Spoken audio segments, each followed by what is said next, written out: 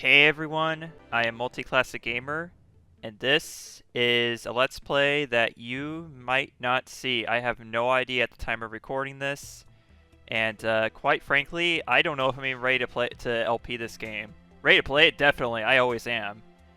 Um, this game holds a very special place in my heart. This is Xenoblade Chronicles X for the Wii U, currently only for the Wii U. And recently, Nintendo announced that as of April 2024, the online service for the Wii U and 3DS will be discontinued. And playing this game, along with many others that are stuck on the Wii U and 3DS, will never be the same as it was before. It'll still be playable, for sure, but a lot more grindy, basically, to put it lightly before spoiling anything.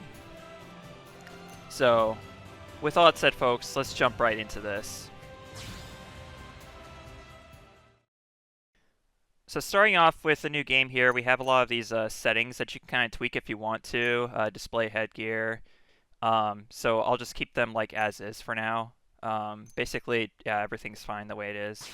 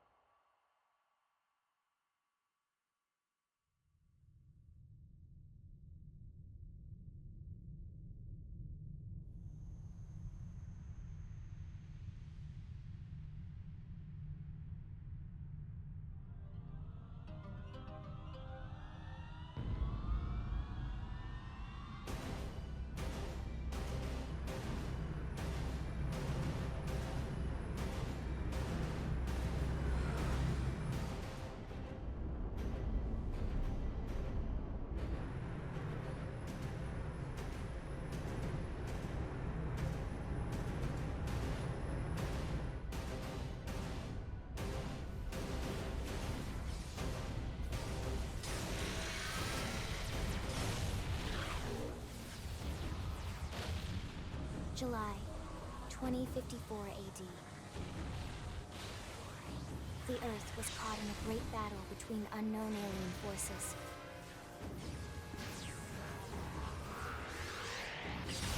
Their weapons were terrifying and powerful beyond human reckoning. Our planet was overwhelmed, its surface reduced to ash and rubble in the blink of an eye.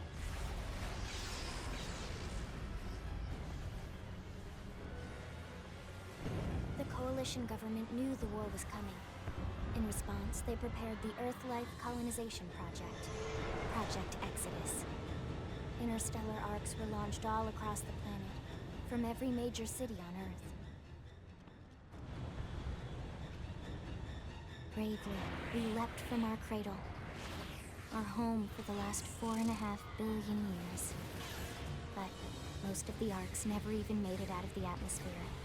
Only a small handful managed to escape. Among them was our ship, the White Whale.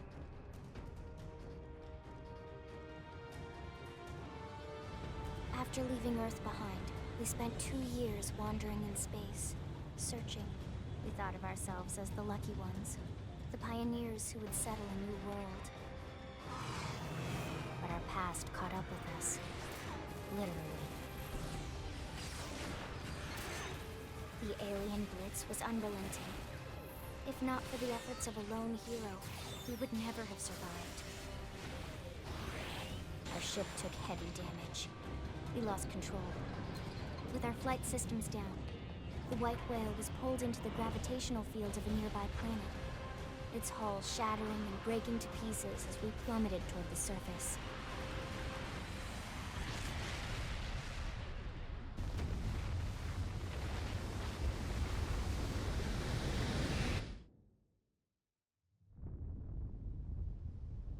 Since then, 2 months have passed.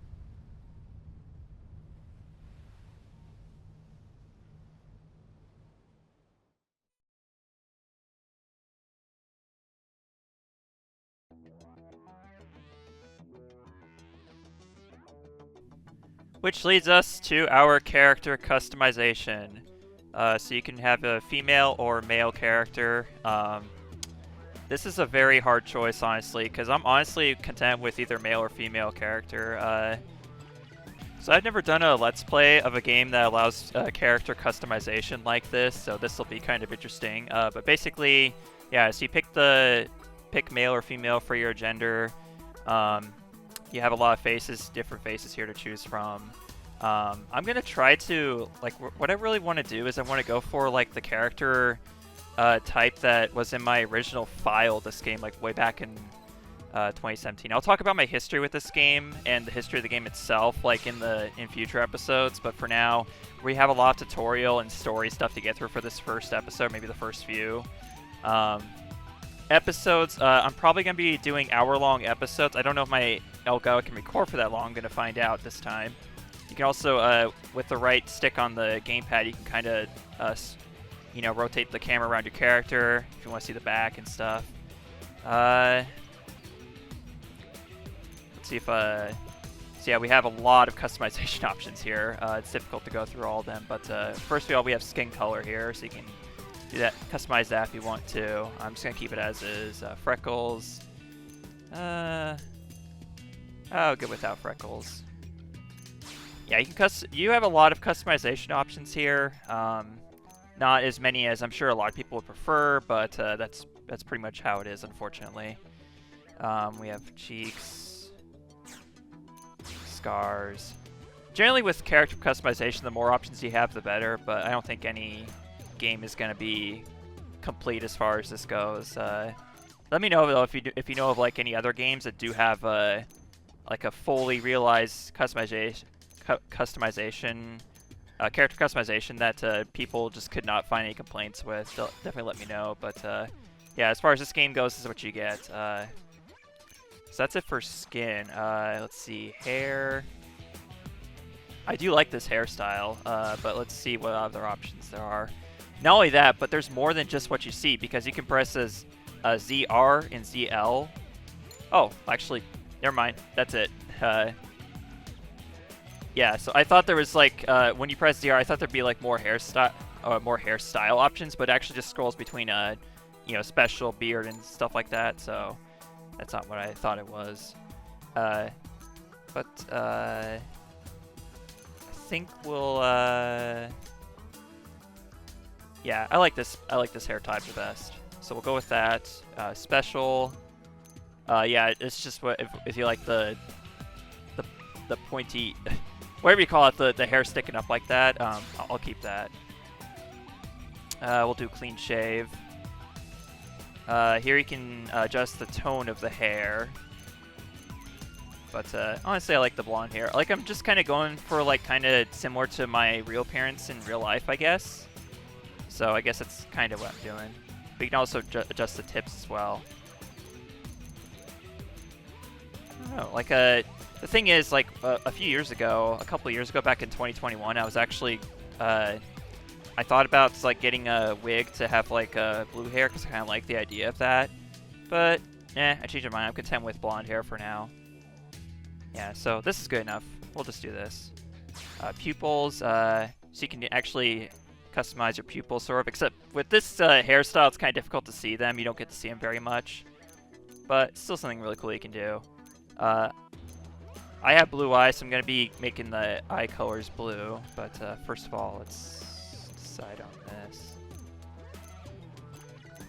The thing is, you can actually kind of do this to your eyes in real life, too. Like, there's, I don't know what they're called, but yeah, I've seen people do this with their eyes in real life, but it's pretty rare, though. Okay, so blue. I think this is good right here. There's color 2, which is the pupil itself. Yeah, I think so. But, wait, that's not what I want. Oh, okay, so I had to press A to confirm it, duh. Not only that, but you can also press L and R to change the background, too. So if you like a jungle background, or... I mean, these are based off actual locations in the game, so maybe I shouldn't spoil these. So we'll go back to the VR room.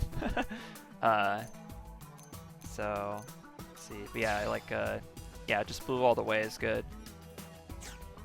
That's just how I like it, so we'll go with that. And then makeup if you want to. Let's see. Yeah, we'll see what we got here. Eyeshadow. I think we'll just keep it as is. Yeah, I'm content with that. Lips, we could go a little more red, I guess. Wow, there's a lot of different colors you can do here. I don't want to spend too much time on this, though, so I might do a lot of cutting here, actually. Yeah, I like this one. We'll go with this one. And finally, face paint. Oh, this is cool. Good stuff. Yeah, there's so many different designs here you can go with for face paint. It just amazes me. Like, I wonder how much... Like, you have to wonder... Like, how much time they spend just on this part of the game itself, just this whole character customization, let alone how massive this game is in scale. We haven't even touched, like, gotten started on this, and I can already tell you, this game is massive, but I just cannot, yeah, I cannot, like, I don't, honestly, it's probably bigger than the map in Zelda Breath of the Wild, actually, or in Tears of the Kingdom as well. Okay, I think I'm going to go with this one. I kind of like it. I mean, again, you can barely see it because of the hairstyle, but what you can see, it still looks kind of cool, so yeah, we'll just go with that. And finally, the last part is the, wait, how do you switch between the, oh, there we go. So yeah, you can pick the voice now. So I'm going to go with the one that I had in my original file, so let me see if I can find it. Okay, so yeah, the closest one I can hear that matches, or that, yeah, that closely matches the my original file is this one, Heroic, and you can see the voice actors too. This one's Yudi Lowenthal, so I guess we'll have to go with this one. I don't think it's the exact one I had for my original file, but it is what it is. So yeah, that's my character, folks. So your character actually doesn't speak much in the game, like only during battles, basically. I can't think of any other instances where the character speaks, though. So just keep that in mind when you're choosing the voice. Don't expect your character to talk all the time, basically, is what I'm saying. But yeah, there he is.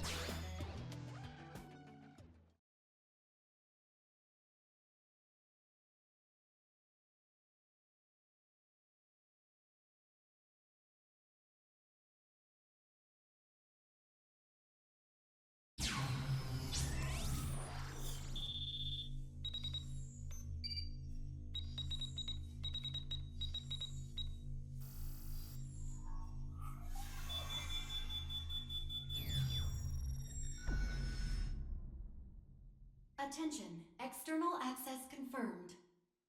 Disengaging stasis in 10 seconds. 7, 6, 5, 4, 3, 2, 1.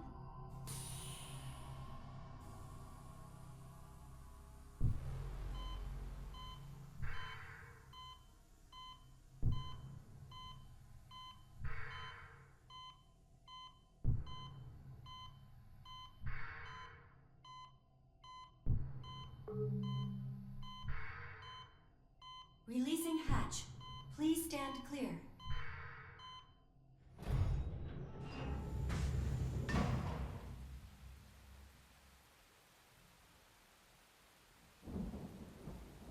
Hey there. Looks like you're all in one piece.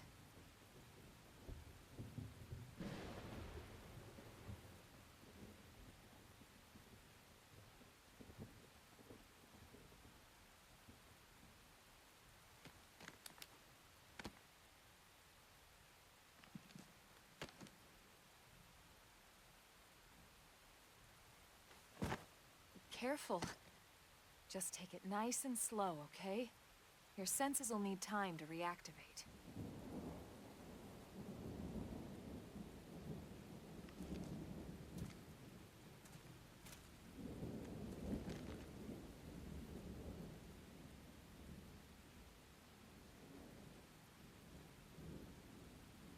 Your pod is the only one around that landed intact. Good thing I found you.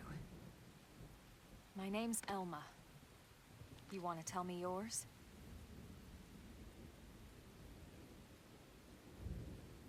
You don't even remember your own name? It must be the stasis hangover.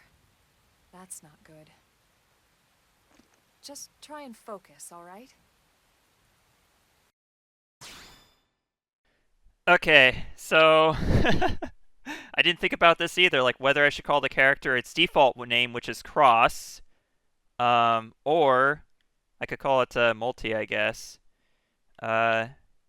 But yeah, this is all on the Wii U gamepad. I'm gonna have to go into the Wii U gamepad functions as well in a separate episode, honestly, because that's a whole can of worms that is gonna make this LP a lot more challenging than my typical ones. But I'm gonna go with Multi for the purposes of adding my own touch to this LP, I guess. So we'll go with that, Multi.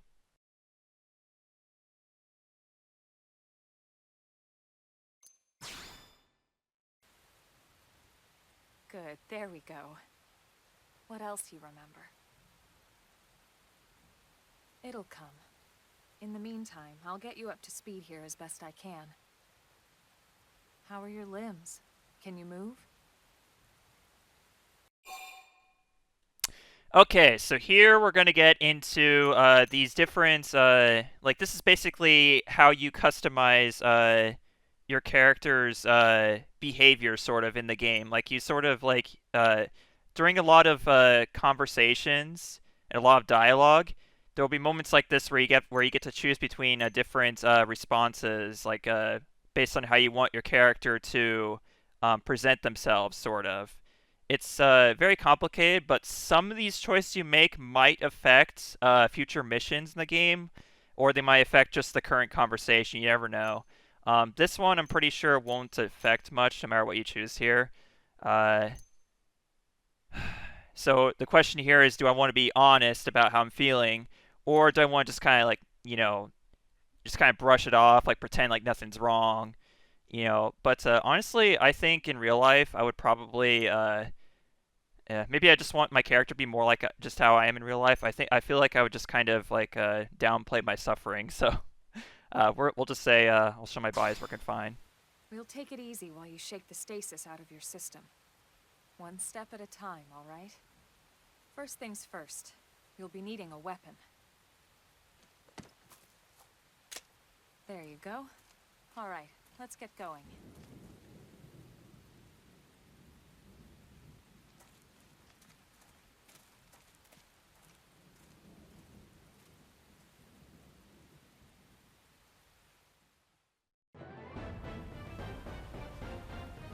Prologue, Awakening. Alright, so take a moment to check your minimap. If you're stumped, follow the yellow area. Follow the yellow arrow. Or following the yellow arrow should reveal the way forward. Though an occasional excursion off the beaten path never hurts. You know what they say about all work and no play, after all. And here it is, region discovered, Primordia. So Primordia is one of 5 continents that this game is divided into, and we also have a landmark discovered, Starfall Basin. So this is a Xenoblade game. So one of the main things that you have to do is explore. This game, this whole franchise in general, puts a lot of emphasis on exploration. 'Cause that's what it's all about. You have this big, massive open world to explore, and it's an open world RPG. So the whole point of the game is to explore and go find secrets, basically, and also story objectives.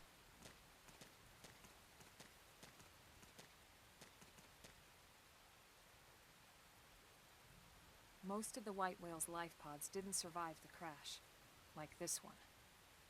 You're one of the lucky few. Right. You don't even remember the white whale, do you? You know, the L-002? The ship we escaped Earth on? You remember Earth, right? Planet Earth. Your homeworld. Or rather, it used to be anyway. Unfortunately, it was caught in a battle between two alien forces. And destroyed.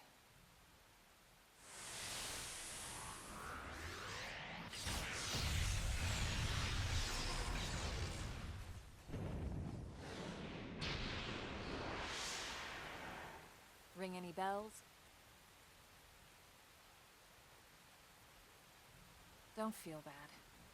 It's one memory I'd like to forget.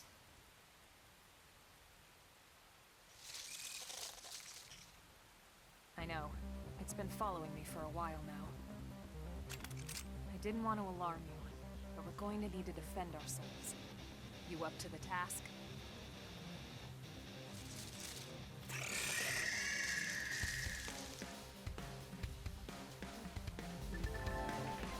Alright, so we got our first battle here. Initiate combat by targeting an enemy, then drawing your weapon. Now what to do? Now what do you say we give it a roll? I'll be here to back you up, so feel free to experiment. So yeah, first thing you do when you're approaching enemies, you target them, and then you have to select your auto-target on the bottom there. So during this time, your character will automatically attack the enemy. Now, when you have your long-range weapon, like a gun out, they will automatically fire at the enemy regardless of how far away you are. But you can also press X to switch to a short-range weapon, like a knife, sort of. There, you have to be close to the enemy in order to deal damage on them.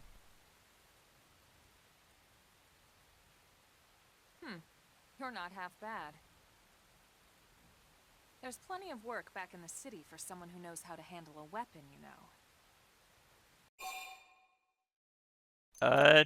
Sure. Having a job is good. Then you're interested. In that case, I might have just the job for you. But anyway, we can talk more details later. For now, let's keep moving. I mean, I want to be useful, so I can't say no to having a job. Okay, so that was our first battle with an Origin Blata. There's, I don't even know like how many different types of enemies there are in this game. There's so many of them. And not only that, but the battle system is so complicated. Like, I can't even begin to explain that, honestly, because like it's so complicated that even after 3 playthroughs of this game, I still could not fully explain it or fully understand it myself. So here we have our first treasure of sorts. They'll appear on the map as these yellow squares, basically, and you want to get as many of these as you possibly can. There's a lot of complication to this, too. Like, there's complication to everything with this game, basically.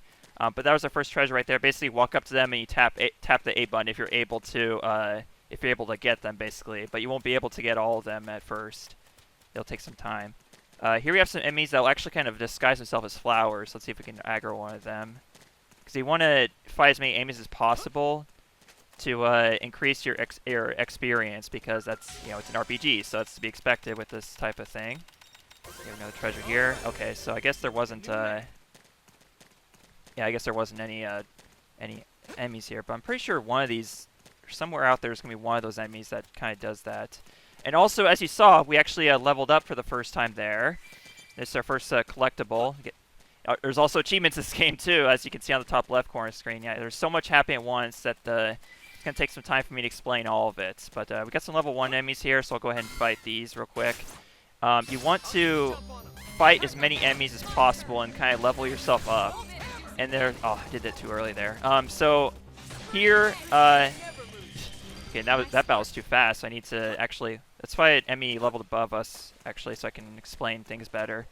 Okay, so as I said before, you hit R to target your enemy. You can also press R again to target a different enemy if you want to, but I will do a level 2 enemy here. And they're different colors depending on how difficult they will be for you to fight, sort of. But the difficulty isn't always accurate, though, because it's based on just what level they are compared to you. I'm level 2, and so enemies that are the same level as me or higher will be at least a purple color. If they are a level below you, they'll be white, but that doesn't necessarily mean that they're easy to battle necessarily, so keep that in mind. Okay, so here, let's see. There's so we have these arts, which are next to the auto attack itself. So these arts are what will do the real damage to the enemies, basically. But you have to do them in just the right way, basically. There's some kind of trick to every single art you have to understand, basically. And here, I can actually do an art before a battle to start the battle off strong, basically. So we have this first art here, which is called the Salt Hammer. And as you can see on the right side of the screen, there's it'll say it'll flash red whenever I'm next to the enemy, basically. That's because this art will do extra damage if you attack the enemy from a side. And not only that, but there's also a action command there, which is called a soul action or something. Basically, what happens is you'll have the dialogue during the battle, and depending on what color dialogue that is, you want to use the corresponding colored art, basically, to do, and that will increase the effect of said art. I'll show you how to do it, like when that happens. Oh, I actually just died there. Wow. Yeah, that's gonna happen like early on in these episodes because I have to explain the battles, and that the problem with that is I become kind of disoriented. I'm not paying attention to what I'm doing, basically. So I apologize for that. So here's the thing with doing this game. This is by far the most ambitious project I've ever had, the biggest game ever. This will be a very long and tedious project. Well, not tedious necessarily. I don't know about tedious. It might be at times, but difficult is definitely correct in this essence. It's going to be the most challenging project ever. Because the thing is, it would have taken me months, probably years, to prepare for this Let's Play. So I can't really say I'm adequately prepared to do this game, honestly. But I feel like I have to at this point because this is the only way I'll be able to, this is the only time I'll be able to do it. Like, these next 5 months, basically, is the only time I'll be able to do it the way it was intended to be done, basically. The way this game was intended to be played. Unless they do eventually port this to Switch, but I'm not counting on it, basically. That's why I'm doing this. Okay, so, yeah, I'll point out the soul voice thing once we have an instance of it here in a second. I have to be very careful. We need to... Yeah, I need to do this from the side as well, do more damage. Yeah, you'll die really fast if you don't follow the soul voice thing. And that's kind of how you're supposed to do battles, is you need to do... okay, so here, Elma has a soul voice here, and I have to respond to that with the corresponding color, but unfortunately, my art is recharging, and that's another thing you have to take into account, is arts will take some time to recharge until you level up those arts. I don't really have an opportunity to well, actually I probably could, but I guess we'll find out here after this battle if I can level up this art. So basically what you do is you press the plus start button, and you'll go into your party and your arts. So you can level up your arts, basically make them more useful. And to level up your arts, you have to earn battle points, and you earn battle points by doing battles. I think you get more battle points if you battle enemies that are higher, that have higher XP than you.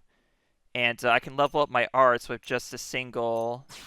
How much? Oh yeah, it's only 4 BP to level up the arts. So I can level up Assault Hammer now. I'm going to do that real quick. And we have enough battle points we can upgrade that one, so I'll upgrade this one too. Okay, so maybe that'll make me a little bit more useful in the next battle.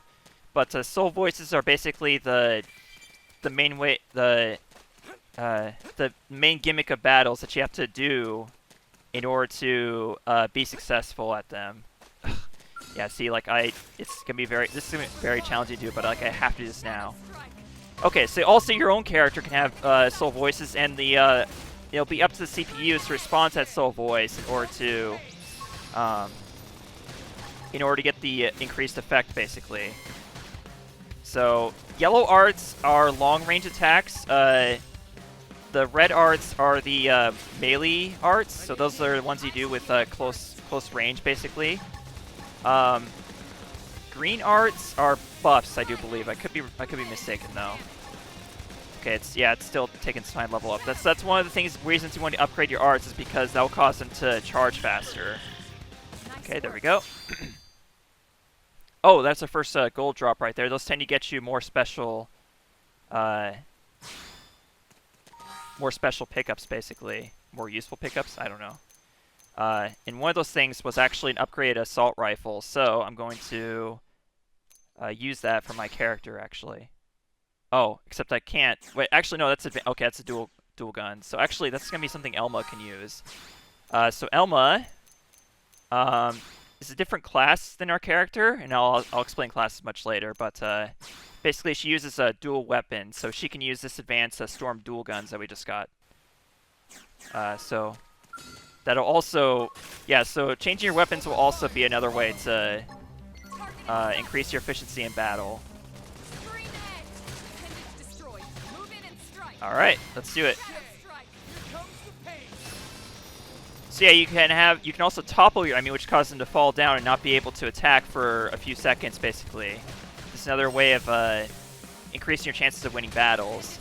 There will be times in this game where winning battles is basically up to chance, because these enemies, there's so many factors that you don't have control over necessarily. I mean, you might. I don't know. It's hard to say because, again, I'm no expert when it comes to the.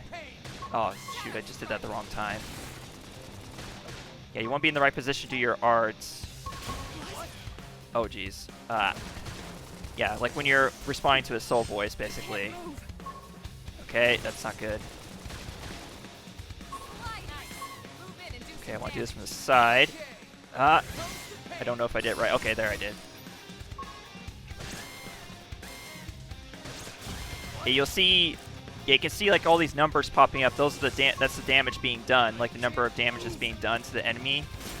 And oh shoot.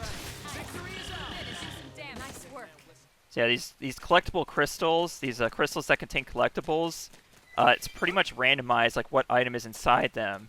And depending on what region you are in the game, like there's a handful of items in each region, basically, and it's kind of random, like whether you get certain items. Not only that, but a lot of items, certain items are more rare than others, so there's a better chance of getting the more common items versus the rare items, basically.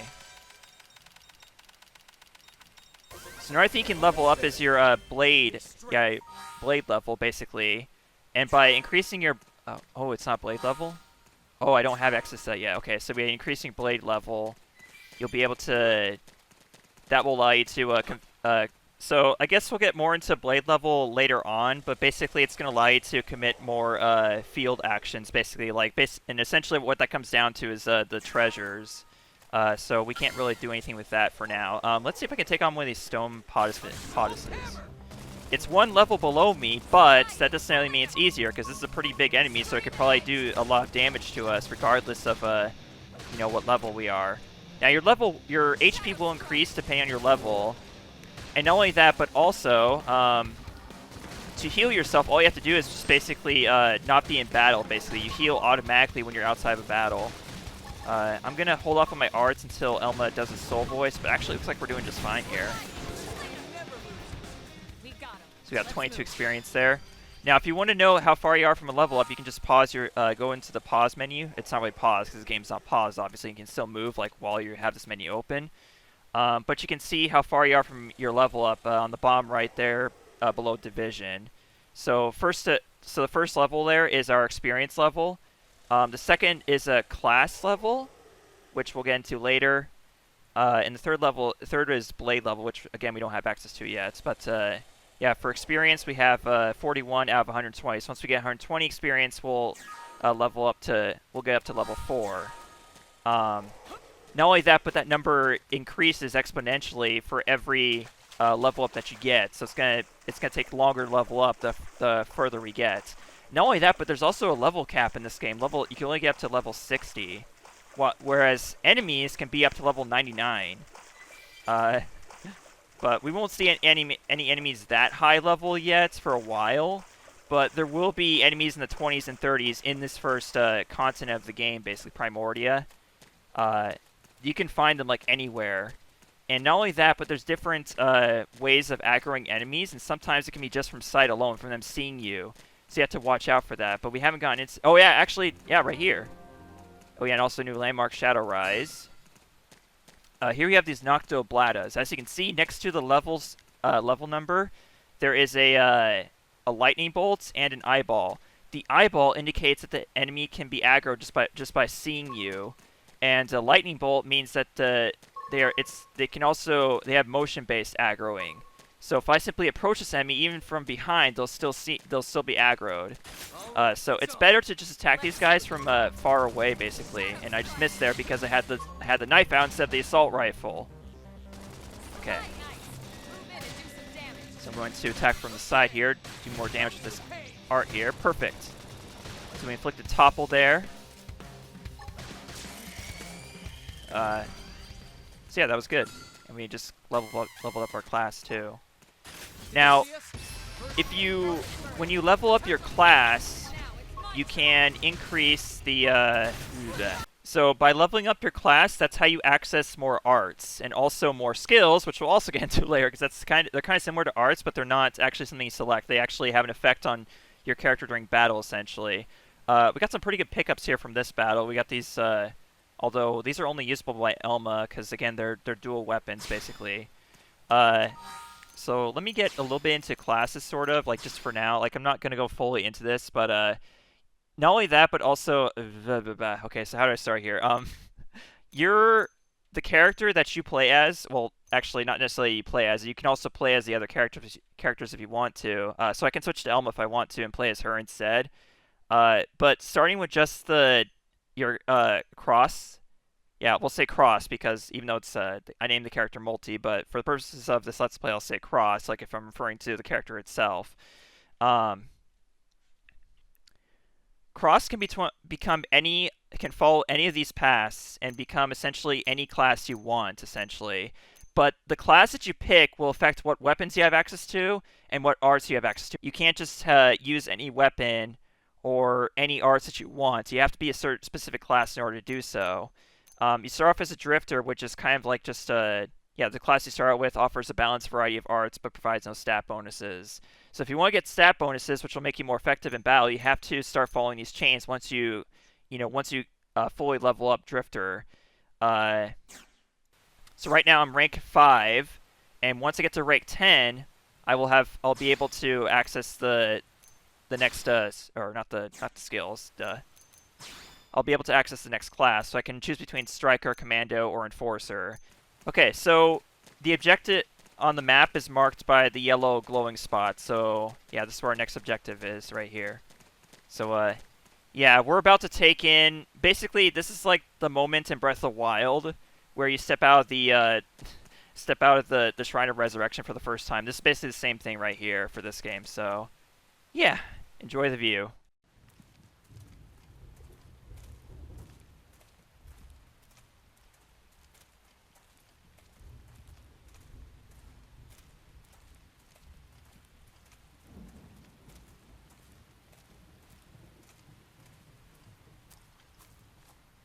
The rain's starting to let up, just in time for sunrise.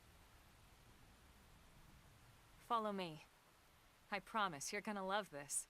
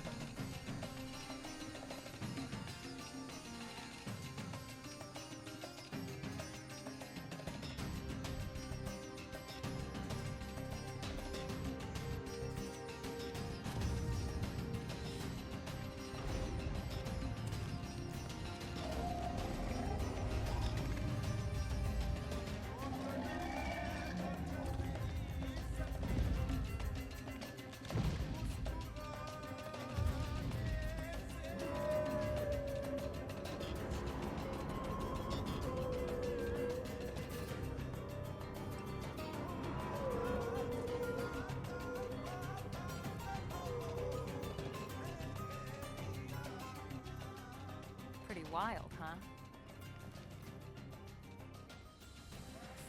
They're all indigenous, as far as we can tell. We need to learn to play nice with these guys if we're going to try and coexist together.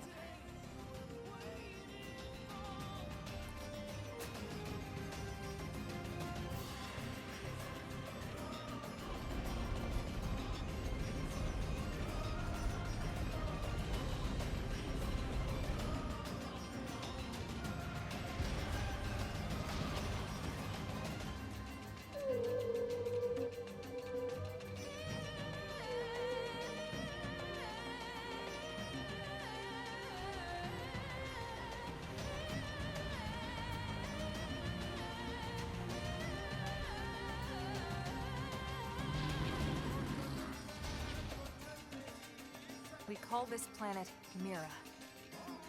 You won't find it on any star chart. But it's our new home.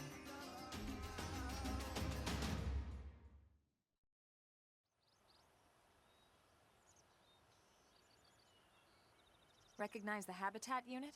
That's where we're headed. Watch yourself. That first step's a doozy. We can jump if you like. You could handle the fall. But the indigents down there are another story.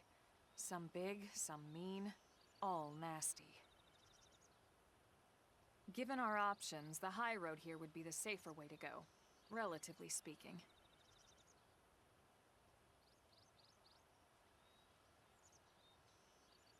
That said, whichever way you want to go, I'll follow your lead. You decide.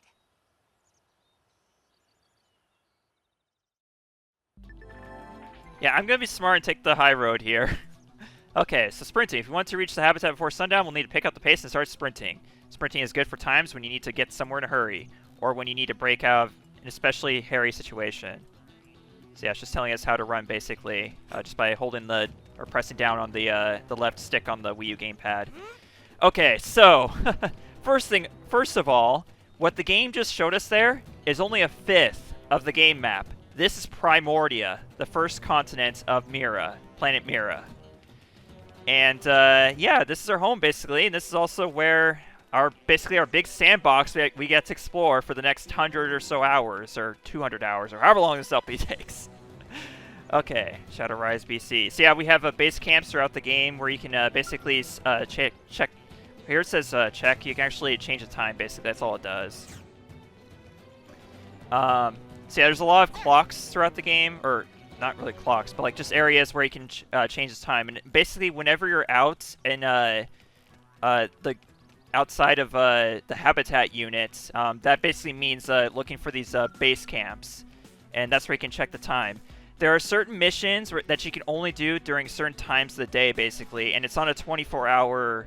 The time is on 24 hours. You can't change it to AM or PM like we're used to in the U.S. But yeah, well, luckily for me, I'm pretty familiar with military time, so that's not an issue for me. But yeah, for some of you out there, it might be kind of difficult to tell like what it means. But you only have to go by like what the game itself says, and we'll also use either way. It's not as complicated as it seems. Anyways, we got a treasure right here. It's another level 1 mechanical, so we can scan it. So for now, we can only scan level 1 stuff, basically. There's mechanical, there's architecture or something like that, or archetype, blah, blah. One of those two. And there's also biological. We'll get into the differences later on, basically. I'm going to say a lot of later ons early on in this LP. So like the first maybe 50 or so episodes. I don't know. This game is big. This game's huge. The first playthrough I ever had this game was around 350 hours. So that should give you an idea of how long this LP is going to be. It's probably going to be even longer than that, honestly, because, well, I don't know, because I might do a lot of cutting as well whenever those grindy bits. Here we have suids, which are basically pigs, essentially. They're giant warthogs, or pigs, whatever you want to call them.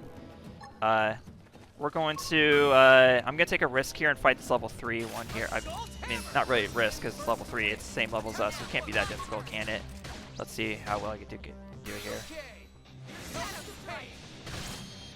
The other problem is I'm probably going to be a lot focused on these battles, because these are real-time battles here. You don't get a breather to, like, just kind of plan out what you're going to do. You're you're doing everything in the moment, basically. Not only that, but I guess I should point out, if you played Xenoblade, the original Xenoblade, and not this game yet, the battle system is very similar to Xenoblade. It's Xenoblade Chronicles 1. It's basically what connects these two games, essentially. There's no story connection as far as I know of between these two games. It's just kind of a spiritual successor to the original Xenoblade, not so much a sequel. Obviously, we got Xenoblade Chronicles 2, so that kind of confirms it even more, basically. This enemy right here. This enemy is level 4. Technically, I could theoretically battle it, but it's pretty tall, and its attacks do quite a bit of damage, so I'm not going to take the risk, honestly. I'm just going to take on this brass suit here, just because we aggroed it. That's the only reason why. But you still, I do fully encourage you to fight as many enemies as possible, especially ones that are higher level than you, because you want to level up as quickly as possible. Like, you really want to get yourself to a high level. Now, whenever you see like a big explosion there on an enemy, that means you destroyed an appendage, and destroying appendages is very important. Not only does it prevent the enemy from doing certain attacks on you, but also it increases your chance of getting certain pickups, because certain pickups from enemies are based on appendages on the enemy itself. Which is very important, because there's certain enemy pickups that you'll need to fulfill certain objectives in the game later on, like for certain missions. And we haven't even gone to missions yet, so I won't talk about that much yet. So as Elma mentioned earlier, you can handle the fall, because the thing is, there is no fall damage in this game whatsoever. You can jump from as high as you want to, and you'll never take any damage from the fall itself. But just be aware of where you're landing, like what kind of terrain and what kind of enemies you're going to be dealing with wherever you jump to. So just be aware of that. Oh, wow, nice. Okay, fine. So we aggroed this little suit here, which caused its mother, I guess you could say, to be aggroed, or just the bigger version. I don't know. It just says little suit. It doesn't say infant suit. That means it's not necessarily younger. It's just a smaller version, basically. I don't know. We should probably focus on the level 3 one here, because this one's gonna do the most damage to us. So gonna do flame grenade here. I really need to also pay attention to like what. Okay, let's do this. Listen to Elma's soul voice there. So, if you respond to a character's soul voice, that will heal that character and also yourself. Yeah, like anything to do with soul voice. If you fulfill the requirements for them, that's how you heal yourself in battle, basically. And there's other ways too, like certain arts that will also specifically meant to heal you. I can't English today. Because there's just so much to talk about like early on in this game. Yeah, you really want to do the soul voice. That's kind of the whole point of that discussion I'm having with myself. Because yeah, I'm talking to myself. Okay, so this next suit here, we'll go ahead and fight this one too, because we're going to aggro it either way. You can, like, this brass suit is only vision-based aggro, so I could just run around it if I want to avoid it, like, from behind. But at the same time, again, I fully encourage you to, just fight enemies and increase your XP as much as you can. But don't be stupid and fight an enemy that's 10 or 20 levels above you, because you're not going to stand a chance no matter what you do. A lot of battles can be random whether or not you win, but with 10 or 20 levels above you, generally you don't stand a chance. Don't waste your time. Oh geez. That's another thing too. Like enemies will, it's not so much a contact base, like from what you can see, whether or not the enemies actually hit you. Like as you can see, it's not physically hitting my character model, but it's still facing me, so that's all it takes to do the damage. Basically, it's kind of weird. It's just a thing with the Xenoblade Chronicles games that you kind of get used to, like if you never played them before. I'm still not doing quite as well as I'd like to, but as far as like not taking damage, but that's probably because I'm just focused on the commentary itself rather than the battle. So doing most moments like that. So there's a level 30 enemy. I would be very stupid to go fight that enemy, because I would die instantly, basically, like from one single attack. That's how bad it is. And also, there's also a color that's different depending on how many levels above you the enemy is. Enemies that are 20 levels above you will be green, or actually more than 20 levels, like 30 or so. that primate is 26 levels above me and it's green, so I don't exactly remember like what the color codes are basically. But I just know that purple is within 10 levels of you, and I think green is the next one, and it might be right after that. Okay, West Gate Plain. So we're approaching the human habitat basically. We'll go ahead and fight these real quick, and then we'll end off this first episode here. It's been quite a doozy, let me tell you, just recording this first episode. Like, my plan is to record one episode per day, just one hour episode, and there will be cutting here and there. Like, especially whenever I just run out of things to, like, when I don't know how to explain something and I have to think about it, that's basically when there's going to be cutting, basically. Alright, so we just destroyed that appendage there. So it won't be able to do any attacks based on that that are linked to that appendage. Also be careful when you're doing long-range attack with other enemies around that enemy that you're focused on, because if you because every single attack has a range to it, and if there are idle enemies within that range, that will hit that enemy and aggro them, and they will enter the battle from that point on, basically. So be aware of that. And with all that said, folks, that is it for today's first episode of Xenoblade Chronicles X. Actually, I'm probably going to just call it Xenoblade X for the remainder of this LP, because that's what it was called in. Well, actually, in Japan, this game is called a Xenoblade Chronicles, Xenoblade Cross, or something like that. I don't remember. Yeah, it was just called Xenoblade X, but it's actually Xenoblade Cross. I don't know. Anyways, folks, yeah, that's it for today's first episode. So let me know what you think of this project, even though by the time you see this, I will have... well, if you do see this, I will have recorded several episodes ahead, because I need to be like way ahead basically for the purposes of this project. But yeah, see you folks later. Let me know what you think of this. Again, I am not fully prepared to do this LP. I am not that great at this game. I am just essentially winging it for this Let's Play. I'm just playing the game just to play the game, basically. I'm not going to be a show-off or anything. I'm not going to do anything special, like to show any expertise. I'm just playing the game because I want to, because I really love this game. I really enjoy it. That's all there is to it. That's my whole excuse for playing badly whenever I do play badly. And because I just feel like I have to do this now, because Nintendo basically lit a fire under my ass with this whole discontinuing the online services for the Wii U and 3DS. This is the one game that will be changed forever for me, basically, because all the other games, I've just never played them before, don't really have, or they won't affect the game enough to, you know, for me to be concerned about it, basically. So, anyways, enough talk, folks. See you folks in the next episode. Bye.